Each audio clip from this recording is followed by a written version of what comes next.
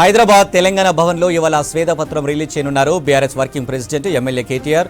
9.5 BRS పాలనలో చేసిన అభివృద్ధిని పవర్ పాయింట్ ప్రజెంటేషన్లో వివరించనున్నారు కేటీఆర్. ఉదయం 11 గంటలకు జరగనున్న ఈ కార్యక్రమానికి పార్టీ ఎమ్మెల్యేలు, ఎంపీలు, ఎమ్మెల్సీలు అటెండ్ కానున్నారు. అసెంబ్లీలో కాంగ్రెస్ ప్రభుత్వం రిలీజ్ చేస్తున్న శ్వేతపత్రాలకు కౌంటర్గా శ్వేతపత్రం పేరుతో పవర్ పాయింట్ ప్రజెంటేషన్ ఇవ్వనున్నారు. దీనికి సంబంధించి తెలంగాణ భవన్లో ఇప్పటికే అన్ని ఏర్పాట్లు చేశారు గులాబీ నేతలు. రాష్ట్రానికి సంబంధించిన అప్పులు, ఆస్తులపై కేటీఆర్ వివరించనున్నారు. ఇక బీఆర్ఎస్ శ్వేతపత్రం రిలీజ్కు సంబంధించి మరిన్ని డీటెయిల్స్ శివారెడ్డి లైవ్లో అందిస్తారు. శివ, ఈ శ్వేతపత్రం ప్రజెంటేషన్ ప్లాన్ ఏంటి?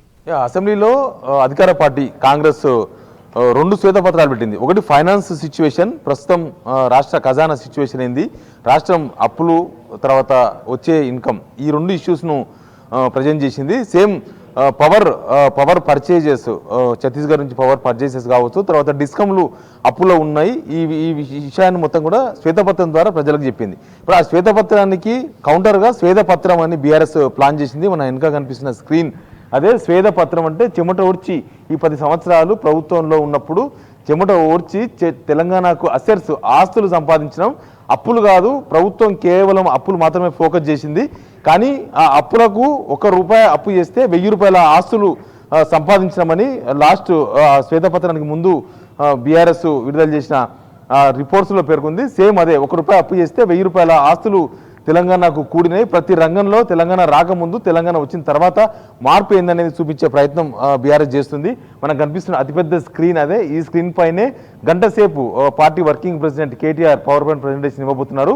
తెలంగాణ రాకముందు సేద్యం అంటే వ్యవసాయం పరిస్థితి ఏంది, అప్పుడున్న నీళ్ళ పరిస్థితి ఏంది, అప్పుడున్న కరెంటు పరిస్థితి ఏంది, అప్పుడు రైతుల సిచ్యువేషన్ ఏంది, తెలంగాణ వచ్చిన తర్వాత వాళ్ళ జీవితాలు ఎట్లా ట్రాన్స్ఫార్మ్ అయినాయి, ఇట్లాంటి విషయాలను చెప్పాలనుకుంటున్నారు. కేవలం అప్పులు మాత్రమే చెప్పి రాష్ట్రం అప్పుల పాలైపోయింది, లేకపోతే దివాలా తీసిందని, రాష్ట్ర ప్రతిష్ట దెబ్బతీసే విధంగా కొత్త ప్రభుత్వం వ్యవహరించింది అనేది ఫస్ట్ నుంచి కూడా బీఆర్ఎస్ వాళ్ళు చెప్తూ వస్తున్నారు. కేవలం రాష్ట్ర పరువు తీయడం కాదు, ఆపుతో పాటు ఆస్తులు తెలంగాణకు పుట్టినాయి. దేశానికి ఆదర్శంగా ఉన్న తెలంగాణను దివాలా తీసిన రాష్ట్రంగా పరువు తీసే విధంగా కొత్త ప్రభుత్వం ప్రయత్నం చేస్తుంది. రాజకీయంగా బీఆర్ఎస్ మీద విమర్శలు చేయొచ్చు, కానీ రాష్ట్రం పరువు తీసింది, దివాలా తీసిన రాష్ట్రంగా చెప్తుంది ప్రభుత్వం. కాబట్టి ఈ పవర్ పాయింట్ ప్రజెంటేషన్కి బీఆర్ఎస్ ప్లాన్ చేసింది. ప్రతి రంగంలో తెలంగాణ రాకముందు, తెలంగాణ వచ్చిన తర్వాత సిచ్యువేషన్ ఏంది, అప్పుడున్న పవర్, లేకపోతే అప్పుడున్న డెవలప్మెంట్ ఏంది, ఇప్పుడున్న డెవలప్మెంట్ ఏంది, తర్వాత వరి ధాన్యం, మిగతా ధాన్యాలు, వ్యవసాయం ఎట్లా డెవలప్ అయింది, తర్వాత ఎడ్యుకేషన్ ఎట్లా డెవలప్ అయింది, తర్వాత మిషన్ కాకతీయ, మిషన్ భగీరథ, ఇట్లాంటి మొత్తం ఫిగర్స్ను ఈ పవర్ పాయింట్ ప్రజెంటేషన్ ద్వారా బీఆర్ఎస్ వర్కింగ్ ప్రెసిడెంట్ కేటీఆర్ జనాలకు చెప్పాలనుకుంటున్నారు. నిజానికి శ్వేతపత్రం మీద అసెంబ్లీలోనే చాలా హాట్ చర్చ జరిగింది. బీఆర్ఎస్ తరఫున హరీష్ రావు ఫైనాన్స్ మీద, తర్వాత పవర్ మీద మాజీ మంత్రి జగదీశ్వర్ రెడ్డి, వీళ్ళిద్దరూ ప్రభుత్వం ఇచ్చిన శ్వేతపత్రం మీద మాట్లాడినరు, వాళ్ళు చెప్పినరు.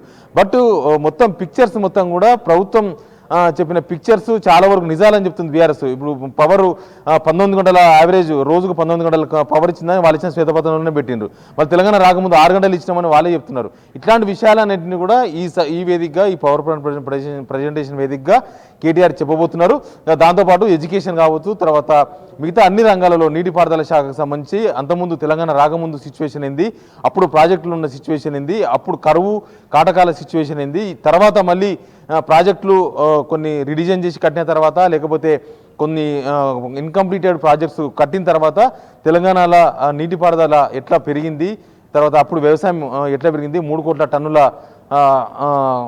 వ్యవసాయం ధాన్యం ఎట్లా పండింది, ఇట్లా అన్ని రంగాలకు సంబంధించి 10 సంవత్సరాల క్రితం ఎట్లుండే, 10 సంవత్సరాలు ఏం డెవలప్ అయింది, తెలంగాణకు ఆస్తులు ఎట్లా సృష్టించబడ్డాయి, కొత్త బిల్డింగ్లే కావచ్చు, కొత్త సెక్రటరియట్ కావచ్చు, కలెక్టరేట్లు కొత్తవి కావచ్చు, ఎస్పీ ఆఫీసులు కొత్తవి కావచ్చు, 33 జిల్లాల్లో ఉన్న డెవలప్మెంట్ ఏంది, ఇట్లా ప్రతి రంగానికి సంబంధించిన అభివృద్ధిని ఈ పవర్ పాయింట్ ప్రజెంటేషన్ ద్వారా కేటీఆర్ చెప్పాలనుకుంటున్నారు. మొత్తం గంట నిడివి ప్లాన్ చేసినారు. గంట సేపు కేటీఆర్ పూర్తిగా వివరించేందుకు ఇక్కడ ఏర్పాట్లన్నీ కూడా జరిగిపోయినాయి.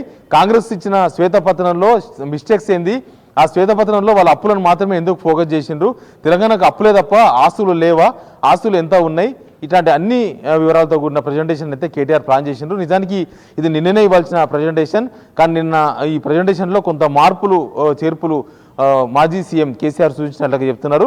ఆ సూచనలకు అనుగుణంగా కొన్ని మార్పులు చేర్పులు చేస్తూ అప్డేట్ చేసిండ్రు. ఈరోజు 11 గంటలకు ఎగ్జాక్ట్ టైంకు స్టార్ట్ కాబోతుంది. సిటీ ఎమ్మెల్యేలు, మాజీ మంత్రులు వాళ్ళంతా ఈ పవర్ పాయింట్ ప్రజెంటేషన్కు రాబోతున్నారు.